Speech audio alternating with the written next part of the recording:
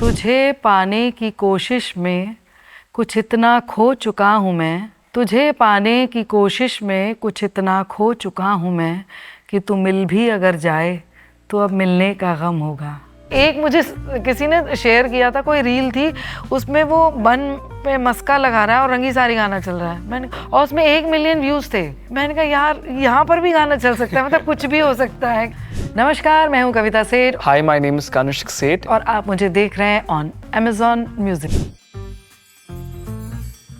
मेरे घर में संगीत का शौक सभी को था। ऐसा कोई प्रॉपर ना किसी ने ट्रेनिंग ली, ना मतलब कोई घरानेदार गायकी जैसे कहा जाए वैसा कुछ नहीं था। I would say it was a blend of things, you know, parents also driving us, you know, कि करो, you have to do this. खुद से भी आती थी कि that this is maybe something good for me. Each and everything खुद से देखनी पड़ी। मैंने कहा संगीत सीखना है तो मैंने टीचर ढूंढा।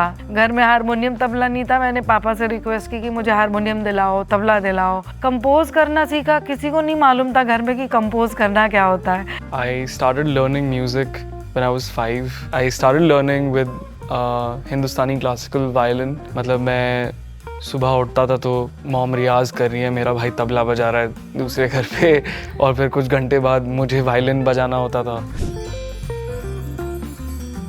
उस वक्त तो ये लगता था कि बरेली से निकलने का एक वही माध्यम है कि मेरी शादी होगी, मेरा पति यदि मुझे गवाएगा तो मैं गा पाऊंगी। तो जब मेरी फर्स्ट जो मैरिज हुई वो अरेंज मैरिज थी, तो मेरी सबसे पहली शर्त थी मिस्टर सेठ को, मैंने कहा तुम मेरा गाना नहीं बंद कराओगे।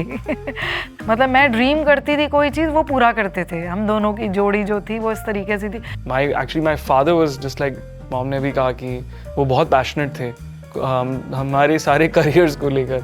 एनीवेयर 10 to 15 के बीच में like I needed that push. Then I used to like literally practice for like 5 to 6 hours. I used to keep like a timer and practice different things. हम लोगों की जैमिंग हुई थी, मेरा एक शो था, उसकी हम लोगों की जस्ट रिहर्सल ख़त्म हुई और मैंने कनिष्क को बोला कि कनू ये वाली ठुमरी करते, मुझे बहुत पसंद है। जस्ट एक लूप पे गा दिया और उसके बाद ये कितने दिन तक बना रहा था मुझे पता नहीं। Last year around Diwali, I don't know what happened to people. They just started using Rangi Sari like in all of their reels. It was just like a trending audio that became. एक मुझे किसी ने share किया था, कोई reel थी, उसमें वो बन पे मस्का लगा रहा है और रंगी सारी गाना चल रहा है। और उसमें 1 मिलियन व्यूज थे। मैंने कहा यार यहाँ पर भी गाना चल सकता है, मतलब कुछ भी हो सकता है। But even before that, it was just playlisted at so many places because you know the song is good. और ये बहुत ही टास्क मास्टर है ये, बिल्कुल इतना दुखी करता, नहीं नहीं ऐसे गाओ, ऐसे गाओ, ऐसे करना है, आप गलत कर रहे हो। इतनी डांट पड़ती है मेरी, इतना तो मुझे किसी ने नहीं डांटा होगा। I'm achieving perfection. Oh my God. वैसे ही मुझे बचपन से पोइट्री का बहुत ज़्यादा शौक रहा है, चाहे समझ में आए या ना आए। तो मुझे एक बहुत छटपटाहट थी कि कविता सेठ को सिर्फ एक तारा से ना जाना जाए। मतलब देन मेरे एक बहुत अजीज़ फ्रेंड हैं जगदीश प्रकाश जी, उन्होंने मुझे एक बहुत सुंदर नज़्म मेरे ऊपर लिख के दी थी, मैं कविता हूँ। तो बस वो टाइटल मेरे अटक के रह गया था जहन में। मैं इसमें सिर्फ पोइट्री का जिक्र करूँगी, शायरों की बातें करूँगी, उनका कलाम गाऊँगी। तो मैंने एक छोटा सा ऐसी तानपुरा ऑन करके एक कोई चीज़ गा करके रिकॉर्ड कर दिया। मैंने देखा यार बहुत अच्छा रिस्पॉन्स आ रहा है। उसके मैंने 10-12 एपिसोड्स किए। Then I got call from Mira Nair's office, क्योंकि उसमें मैं लिखती थी जो मेरी कॉम्पोजिशन होती थी कि सिंगर एंड कंपोज़र कविता सेठ। तो उनके ऑफिस से पता लगा कि मैं कंपोज़र भी हूँ, तो वो ये प्रोजेक्ट कर रही थी या सूटेबल बॉय। तो उन्होंने मेरे को चूज़ किया, बोले कि तुमको तब्बू के लिए सारी गज़लें कंपोज करनी है और गानी है, तुमको उनकी आवाज़ बनना है। मुझे हमेशा से ये था कि मुझे अच्छा कलाम गाना है, अच्छी पोइट्री। थोड़े भी ऊट पटांग अल्फाज होते हैं तो मैं कहती हूँ नहीं सॉरी, मैं नहीं गा पाऊँगी।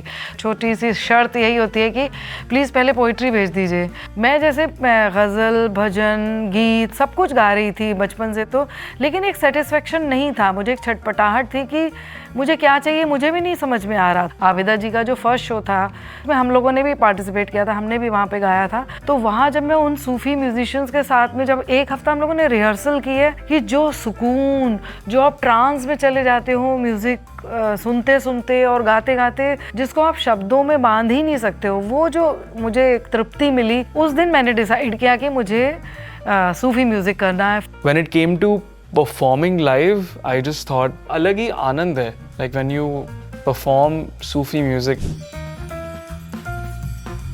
Whenever I'm composing, I'm always visualizing something. I'm either thinking of a story or a color, some visual, you know, in my mind. That's always going on, and that's how I compose my song also.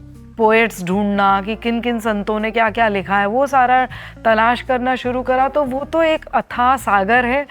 अभी बस सिर्फ 2 कदम ही चले हैं, अभी तो बहुत लंबी journey है, और इसमें मुझे लगता है जर्नी का ही मज़ा है। एक मंजिल मिल जाती है, फिर लगता है कि अब नेक्स्ट क्या, तो वो एक जस्ट पड़ाव दर पड़ाव आप बढ़ते चले जाते हो, तो वही एक खूबसूरत सी जर्नी है, मुझे ऐसा लगता है। उसने क्या लाज रखी है मेरी गुमराही की, उसने क्या लाज रखी है मेरी गुमराही की, कि मैं भटकूं तो भटक कर भी उसी तक पहुंचूं।